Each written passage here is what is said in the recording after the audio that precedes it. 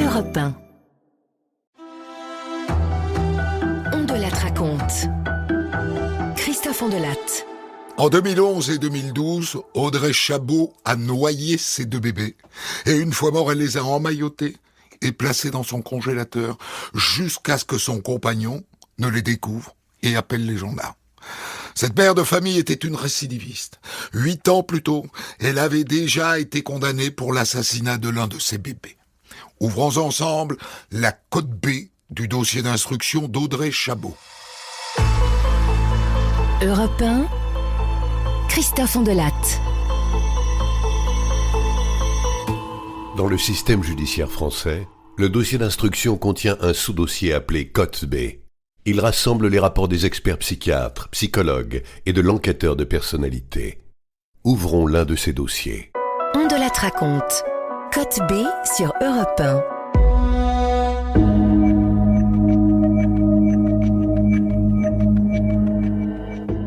Le 24 mars 2013, à Ambérieu-en-Bugey, dans l'Ain, le compagnon d'Audrey Chabot passe pour l'apéro. Et elle le laisse seul pour aller au bureau de tabac.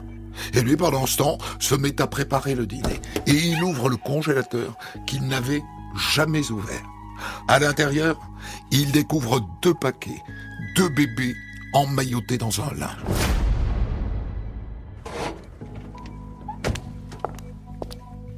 Quand Audrey Chabot rentre, il lui hurle dessus. « Audrey, mais tu es folle? Qu'est-ce que t'as fait ?»« Mais voyons, à quoi tu penses? Ce sont des gigots. » Quand les gendarmes arrivent, Audrey Chabot leur dit « J'ai recommencé. »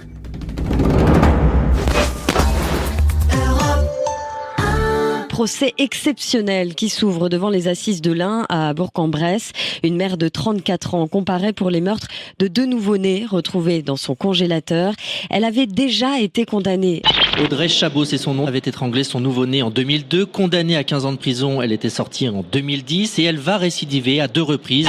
Après sa sortie de prison, il n'y a eu aucun suivi psychologique ou gynécologique. S'il y avait eu un suivi, ça aurait dû être évité.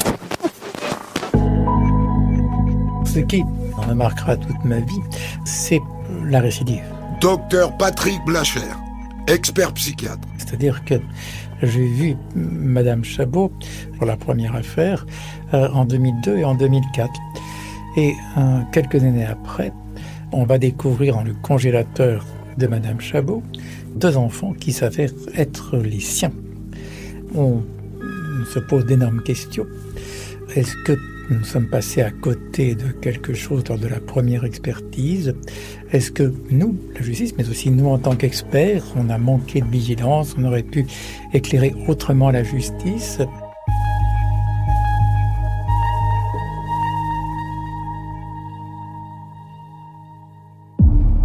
À cette époque, on commençait à parler de façon très médiatique du déni de grossesse. Il y a eu d'autres affaires médiatiques d'enfants congelés qui étaient passées par là. Et de fait, est-ce qu'on n'était pas passé à côté de ce déni de grossesse en 2002? Est-ce qu'on n'aurait pas pu mettre en place une surveillance particulière? Donc, ce que je ressens, c'est un peu de la culpabilité. Et donc, immédiatement, avant d'être nommé pour la deuxième affaire, je me replonge dans mes expertises de 2002 et 2004.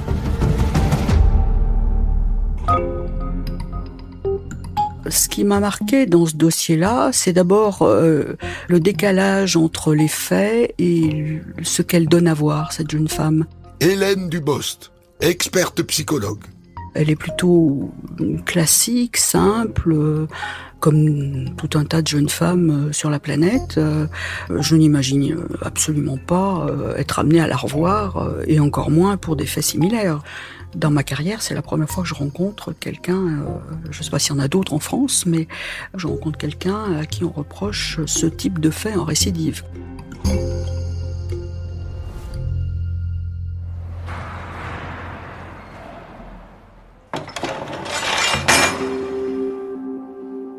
Audrey Chabot était détenue à la maison d'arrêt de Lyon-Corbat avec une de mes clientes qui lui a conseillé de faire appel à mes services. Jean-François Canis, avocat d'Audrey Chabot. Je découvre un peu cette notion de déni de grossesse, avec là une particularité, c'est que elle avait déjà été condamnée pour des faits comparables dans le passé. Donc il y a une équation un peu particulière qui est la récidive et le passage à l'acte à nouveau après une première condamnation pour des faits exactement comparables. Chabot! Parloir, c'est ton baveux!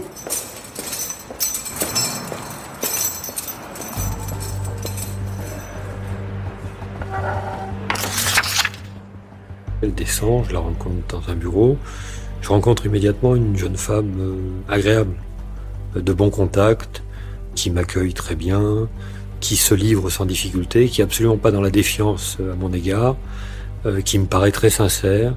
C'est une jeune femme qui fait, me semble-t-il, 1m60, 1m65, menue, les cheveux châtain blond, courts, un visage plutôt gracieux, plutôt agréable, qui ressemble un peu au contact que j'ai avec elle. Donc dans la présentation, elle a une bonne présentation véritablement, et puis elle est un peu dans sa tenue, un peu dans l'humilité que je ressens, la dévalorisation.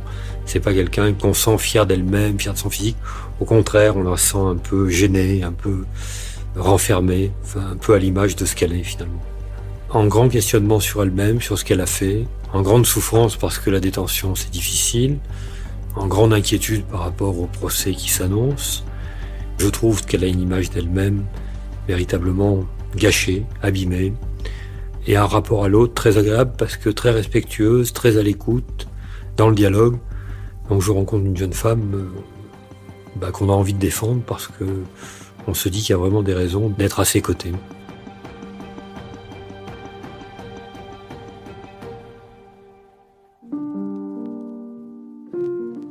Alors Audrey Chabot, elle a grandi avec ses parents, d'abord à Saintes jusqu'en 1985, puis dans les Landes jusqu'en 1987, et ensuite à Ambérié en Bugey. Jean-François Canis, avocat d'Audrey Chabot. Parce qu'en fait, son père est militaire, et il se déplace de base militaire en base militaire, et donc, comme beaucoup de filles de militaires, elle suit. Elle est la seconde de 3 enfants, elle est entre deux, et elle a de toute évidence du mal à trouver une place, une identité, un lien suffisamment sécurisé, ça c'est certain. Hélène Dubost, experte psychologue. Entre une mère qu'elle décrit comme froide, c'est une mère qui crie, c'est une mère qui peut être violente physiquement, une mère qui claquait volontiers les portes, une mère qui était arrogante, agressive, qui faisait la tête, une mère dont elle avait peur, une mère avec laquelle elle ne dialoguait pas, elle n'échangeait pas, en tout cas pas de manière chaleureuse du tout. Elle ne partageait rien avec sa mère, dont elle dit qu'elle passait son temps à faire le ménage, qu'elle était une maniaque du ménage, à regarder les voisins, à critiquer les voisins. Donc on voit bien qu'elle n'est pas du tout proche de cette mère, alors qu'elle l'est beaucoup plus de son père. Elle va faire une scolarité que je vais qualifier de normale. Elle va aller au lycée hôtelier à Bellegarde sur Vasserine, de 96 à 2000. Elle va rencontrer un homme qui va être le père de son fils.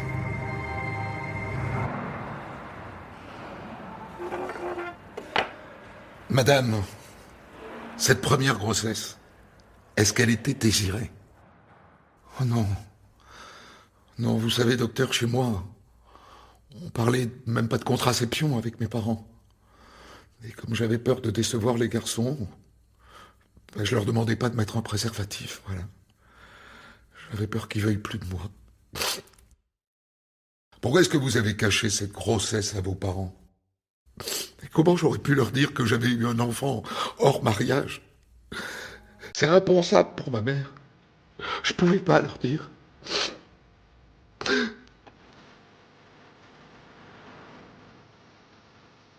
Elle garde cet enfant, elle n'ose pas en parler déjà pendant plusieurs mois, elle n'en dit rien.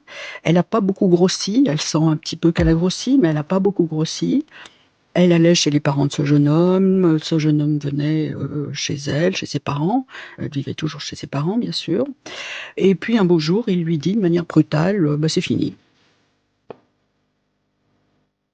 Alors ça, c'est Audrey Chabot, elle demande rien, elle demande ni explication, elle ose pas, elle ne dit rien, elle souffre énormément, elle le dit: «C'est mon premier amour, je suis très attachée à lui», elle a pas du tout envie de se séparer, mais voilà, elle ne demande aucune explication, elle ne savait pas, dit-elle à l'époque, qu'elle était enceinte.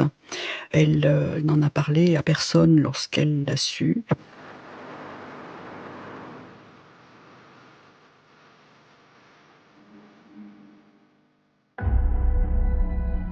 Mais elle dit quand même: «Je le savais dans ma tête.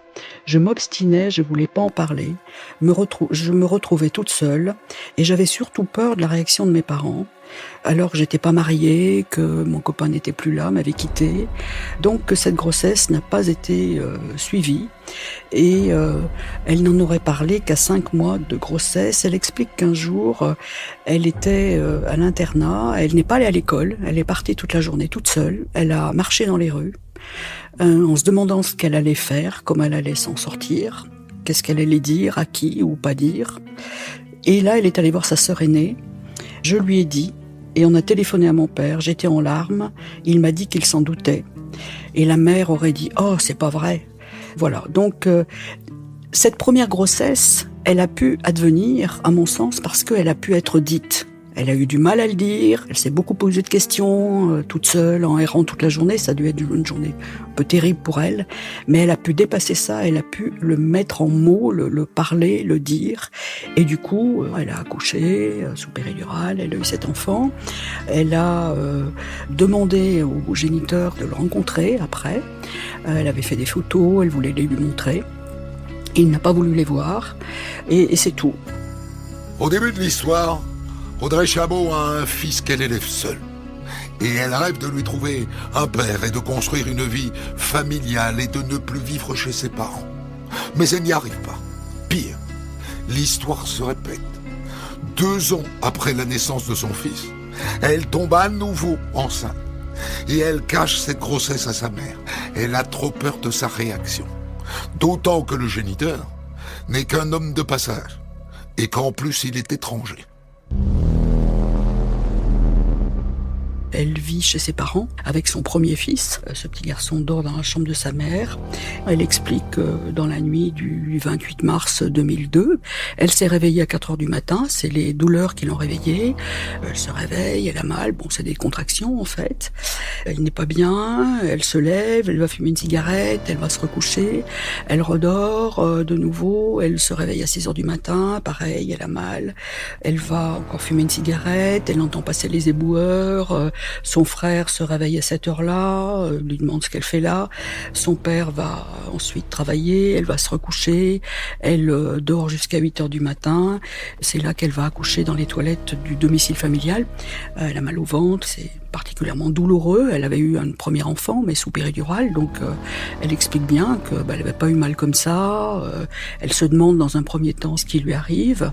Elle souffre énormément, et là sa mère se lève et elle a l'enfant. La mère lui dit qu'il faut couper le cordon. Elle dit qu'elle donne l'enfant à sa mère en lui disant: écoute, tiens, prends-le, fais-en ce que tu veux. Et la mère sera allée chercher un sac plastique, un sac poubelle, et l'aurait mis dedans. Elle n'a plus su après ce qu'elle en avait fait. Elle a plus osé demander à sa mère, qui lui fait très peur. Et la mère l'aurait déposé près de la maison familiale, le long d'une ruine.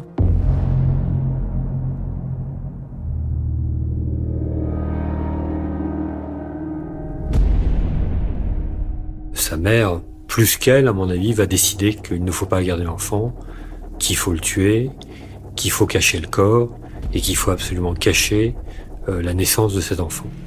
Et la mère, à mon sens, va prendre toutes les initiatives et Audrey Chabot va suivre, parce qu'elle est dans un rapport très particulier avec sa mère, tout ce que cette dernière va lui dicter et ces conditions dans lesquelles elles vont tuer cet enfant. Malheureusement, Audrey Chabot va faire une hémorragie importante et les choses vont être révélées assez rapidement. Et elles vont être poursuivies toutes les deux et condamnées très sévèrement toutes les deux. 18 ans pour la mère, 15 ans pour Audrey Chabot.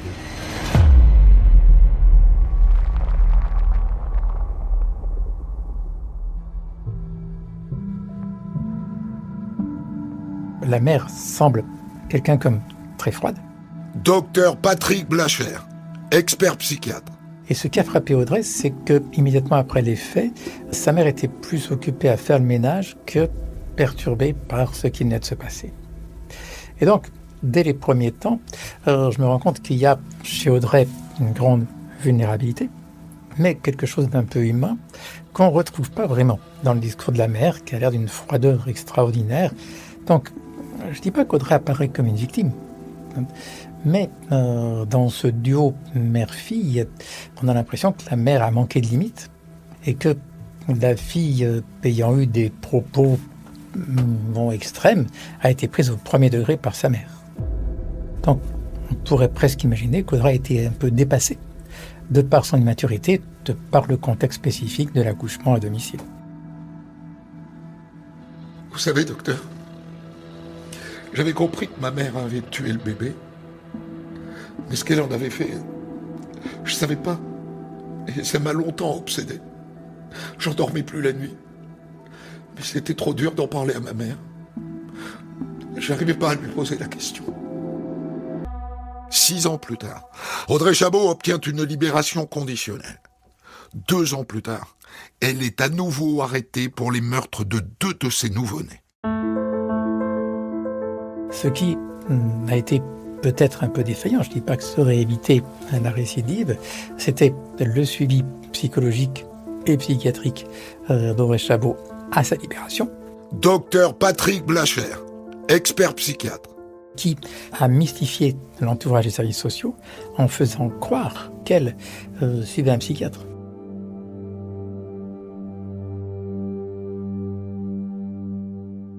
Elle avait trouvé un travail, elle était serveuse dans un bar.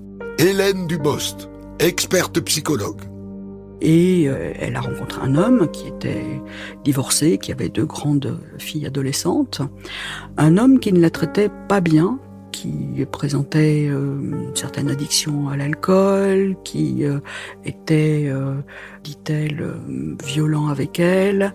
Les exemples qu'elle donne de leur relation ne montrent pas qu'il avait une grande affection pour elle. Elle avait un appartement, lui avait le sien, elle était souvent chez lui.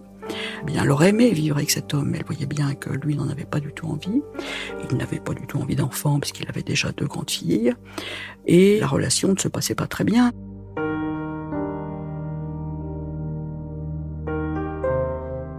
C'est, à mon avis, une relation très équilibrée. Je crois qu'elle est très amoureuse. Jean-François Canis, avocat d'Audrey Chabot. Qu'elle aimerait vivre avec lui, le voir souvent, aller au restaurant avec lui, avoir une vie avec lui comme on peut avoir avec un homme, et pas être celle qu'on rencontre en cachette, ou presque, pour avoir des rapports sexuels.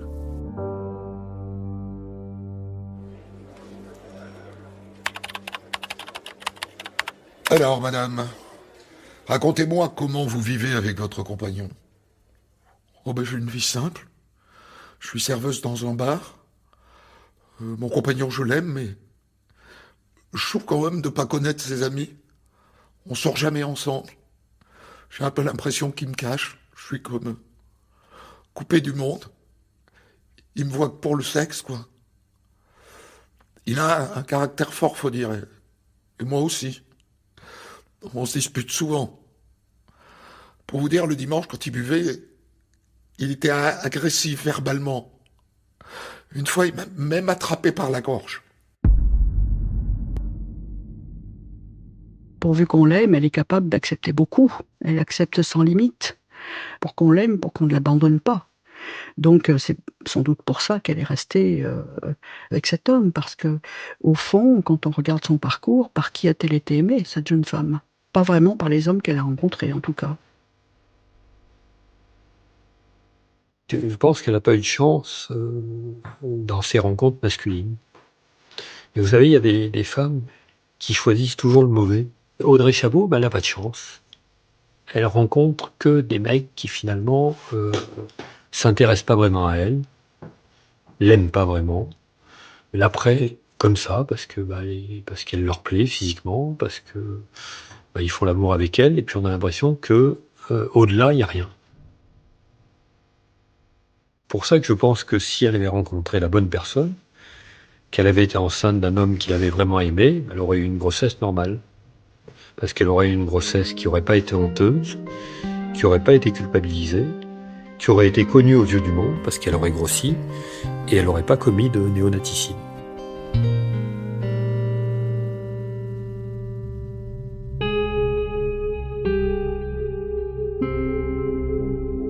Elle est murée en elle-même, la parole est verrouillée. La 3e et la 4e grossesse ont été des grossesses qui n'ont pas été vues par l'entourage. Elle travaillait dans un bar, il y avait une caméra, on voyait bien qu'elle n'avait pas grossi. Donc même son compagnon, le géniteur des 3e et 4e enfants, avait des relations intimes avec elle. Et je crois qu'il a témoigné en disant qu'il n'avait pas du tout vu qu'elle avait pris du poids et qu'elle était enceinte. Le 24 mars 2013, le compagnon d'Audrey Chabot passe chez elle pour prendre l'apéritif. Et en préparant le dîner, il découvre dans le congélateur 2 bébés emmaillotés et congelés.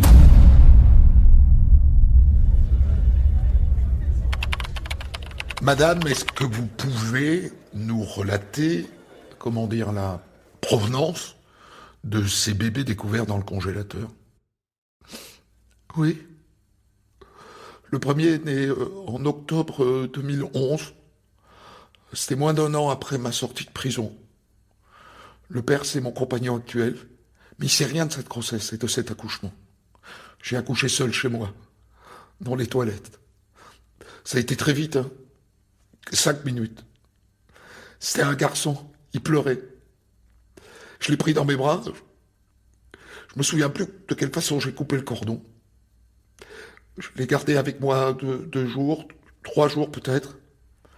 Mon compagnon, il a rien vu parce qu'il vit pas avec moi. Et voilà, la journée, je partais travailler, je laissais le bébé seul à la maison. Je savais pas quoi faire. Et j'ai pris la pire des décisions parce que je savais que mon compagnon voulait pas d'enfant avec moi. Elle décide de s'en débarrasser, de lui ôter la vie, comme elle dit. Elle l'emmaillote, elle le met dans le bac à douche, elle fait couler l'eau et elle part. Elle part en voiture et elle revient quelques heures après. Il est mort, évidemment, et elle le met au congélateur. Et elle va réitérer ce même scénario 1 an après. Madame, comment s'est déroulée cette naissance, celle du 2e bébé? C'était 1 an après le premier. Et cette grossesse, je l'ai aussi cachée à tout le monde. Toujours pour les mêmes raisons. Parce que c'était un enfant de mon compagnon et qui veut pas d'enfant avec moi. Enfin, je suppose, parce que on n'en a jamais parlé ensemble. Comment est-ce que vous avez accouché cette fois-là? Comme la dernière fois, toute seule, chez moi. C'était encore un garçon. Il a pleuré quand il est sorti. J'ai coupé le cordon avec des ciseaux. Je l'ai pris dans mes bras. Et puis je commençais tôt le travail, alors j'ai décidé de le tuer tout de suite. En le voyant sous la douche. Et après, je l'ai emballé dans un sac poubelle.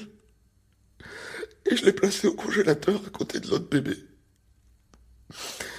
Et personne ne les a jamais découverts jusqu'à hier. Elle vit ses grossesses complètement culpabilisée. Et tellement culpabilisée que la naissance est devenue quelque chose d'impossible.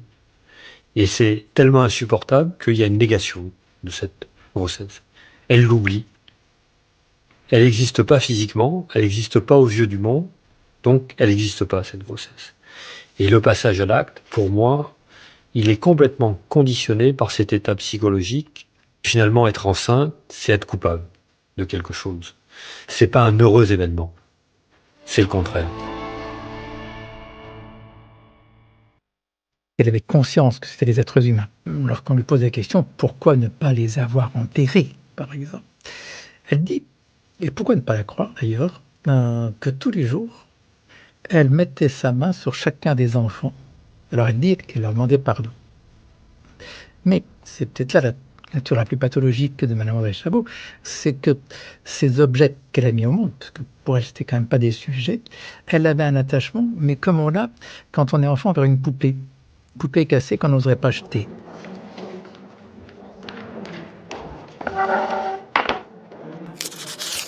Madame, vous saviez assez tôt que vous étiez enceinte? Vous pensiez que votre compagnon ne voulait pas de bébé? Vous auriez pu avorter. Pourquoi ne pas l'avoir fait? Je voulais pas avorter. Je voulais garder ce bébé pour moi. J'ai jamais avorté. J'ai commencé à prendre la pilule à ma sortie de prison, mais je la prenais de manière décousue.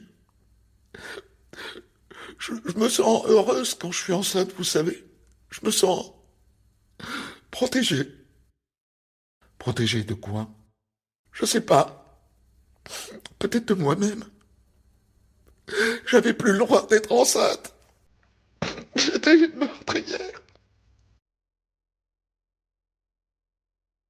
La prison l'a pas arrangé. Mais il y a quelque chose qui est particulier chez Madame Chabot, qu'elle dit à plusieurs reprises, c'est qu'elle aime bien l'état de grossesse. Alors, ça peut peut-être surprendre certaines auditrices qui n'ont pas forcément un très bon souvenir de leur grossesse, mais qui ont bien apprécié d'être mère. Elle, c'est un peu le contraire. C'est-à-dire qu'être mère, c'est pas quelque chose qu'elle est capable de faire. Elle a été capable une fois, mais elle n'a pas été capable après. Mais par contre, elle aime bien la grossesse. Donc, je dirais pas, je suis capable de toxicomanie à la grossesse, mais en tout cas, c'est un état qu'elle apprécie, et ça, elle le dira à plusieurs reprises.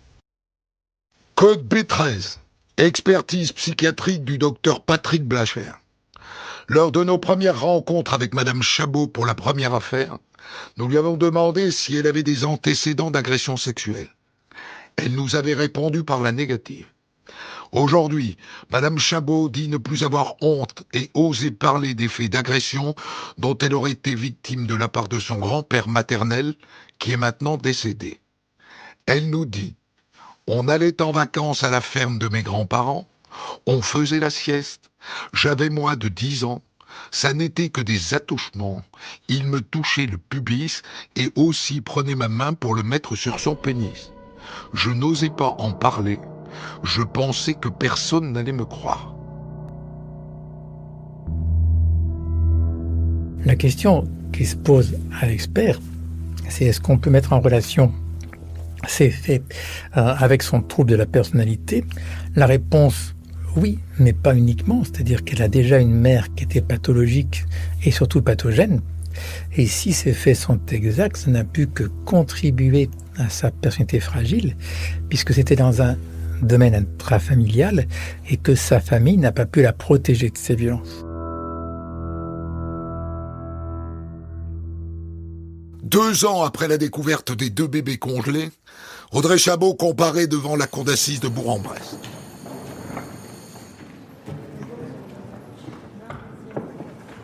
Faites entrer l'accusé.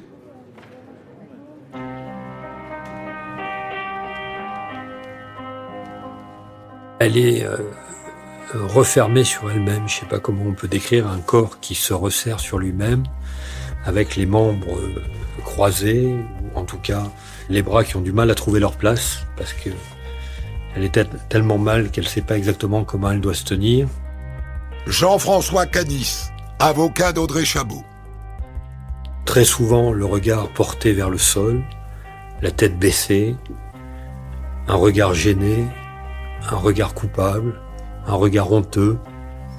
On a véritablement une jeune femme qui vit un calvaire, hein, littéralement. Chaque apparition dans cette salle qui est comble, parce qu'il y a non seulement des journalistes, des curieux, mais également des étudiants, beaucoup, je crois qu'il y avait des étudiants qui s'étaient déplacés, il y en avait beaucoup là, qui venaient poser des questions. Donc il y a vraiment une salle bien pleine, et elle est véritablement celle qu'on regarde, celle qu'on observe, un peu la bête de cirque, et ça c'est quelque chose d'insupportable pour elle. Mère déjà condamnée pour infanticide. Une mère infanticide récidiviste jugée aux assises. Jean-Luc Boujon, vous suivez ce procès pour Europe 1. Elle est accusée donc du meurtre de 2 autres nouveau-nés. J'arrive très mal parce que je me dis je suis là pour éviter le pire. L'ambiance autour du procès est tellement dure. Quand je rentre dans le box pour aller la voir, il y a les gendarmes qui sont là. Il y en a un qui me dit, si vous évitez perpétuité, bravo. Vous ne connaissez pas, moi, ce garçon-là. Je lui dis bonjour, il me dit ça. Bon. Je lui dis, j'espère bien. Donc on est dans cette ambiance-là, quoi, où finalement, on vient un peu à l'abattoir. Audrey Chapeau est apparue très affectée. Sa mère lui avait dit « je recommencerai pas » et lui avait fait des promesses. À l'évidence, une double personnalité. Après son premier infanticide en 2002, elle ne se sentait plus digne d'être mère. On nous assomme d'idées selon laquelle c'est la première fois qu'il y a un état de récidive en France sur ce type de fait, ce qui est faux. Et véritablement, je sens une hostilité. Un avocat général, véritablement, mais qui est là pour faire condamner au maximum, qui est pas du tout là pour tenter de comprendre, pas du tout, qui est là au contraire pour contrer tous les éléments qui pourraient être favorables à Audrey Chapeau, y compris l'altération du discernement. C'est-à-dire que les experts psychiatres qui viennent parler du déni de grossesse, on va presque jusqu'à les tourner en ridicule. Moi, je me rappelle du président qui, après la déposition des experts parisiens qui m'étaient quand même favorables, va dire « Ouh là là là là là, nous, les jurés, moi, on comprend rien à tout ça, le déni de grossesse. Nous, on comprend rien, nous, on est simples, hein. On est des gens simples. » Et l'avocat général est bien évidemment complètement sur cette ligne. Donc, je me dis que ça va très très mal se passer. Prends la parole pour dire ça. Elle m'évoque la plus grande pitié. Je la plains autant qu'on peut plaindre quelqu'un. Enfin, je défends pas une criminelle pour moi, hein. Je défends quasiment une victime, hein. J'étais beaucoup là-dessus, moi. Beaucoup sur le déni de grossesse, sur la difficulté de la grossesse. J'avais d'ailleurs, la veille de ma plaidoirie, acheté un livre sur la grossesse, sur la difficulté d'être enceinte. Et bon, j'en avais beaucoup parlé dans ma plaidoirie, mais j'ai bien conscience que pour une femme, être enceinte, c'est pas un truc forcément simple et heureux, et que c'est beaucoup plus complexe que ça. Voilà. Donc moi, j'étais pas du tout dans le jugement. Et puis, un homme qui sait pas ce que c'est qu'une grossesse, il doit forcément être humble parce que je pense qu'il lui manque des cases de compréhension. La cour! Dans son cas, on peut éliminer formellement l'hypothèse d'année de grossesse. Docteur Patrick Blacher, expert psychiatre. Ça ne correspond pas du tout à ce qu'on constate chez les femmes qui ont un déni de grossesse, notamment jusqu'à l'accouchement. Le déni de grossesse existe, mais Madame Chapeau avait conscience d'être enceinte avant de mettre au monde ses enfants.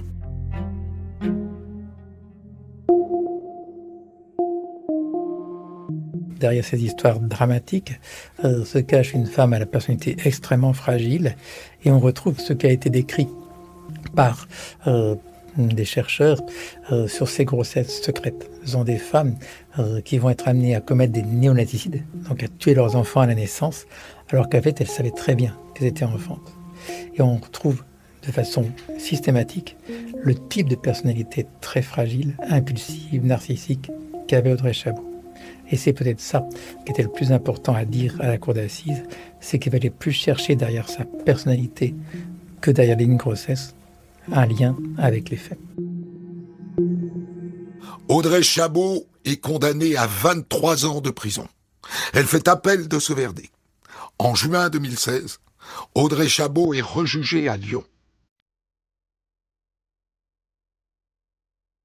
Alors on arrive à Lyon dans une situation complètement différente. On a compris avec Audrey Chapeau qu'il y a un problème, c'est la récidive. La question qui est sur toutes les lèvres est de savoir si cette jeune femme ne va pas à nouveau tomber enceinte et à nouveau tuer le bébé qui naîtra. Et donc on va faire quelque chose, enfin elle va faire quelque chose, non pas uniquement sur mes conseils, comme certains l'ont dit, mais sur les conseils de médecins qu'elle va rencontrer, de l'entourage, l'assistante sociale. Elle va énormément consulter et elle va faire une ligature des trompes. Donc on élimine toute la question sur la récidive. Ça, c'est la première chose quand on arrive à Lyon. Donc on arrive à Lyon dans un meilleur état d'esprit parce que déjà, avant le procès, il y a moins de publicité, la presse s'intéresse moins, ce qui est bien pour nous. On arrive dans une ambiance qui est quand même bien meilleure. Ensuite, on se sent plus préparé parce que il y a eu le premier procès qui a été riche d'enseignements. Et ça, dès le premier jour, je sens que les choses se passent mieux. C'est pas du tout la même ambiance, à tout niveau. Ça, c'est une évidence. Elle s'exprime mieux.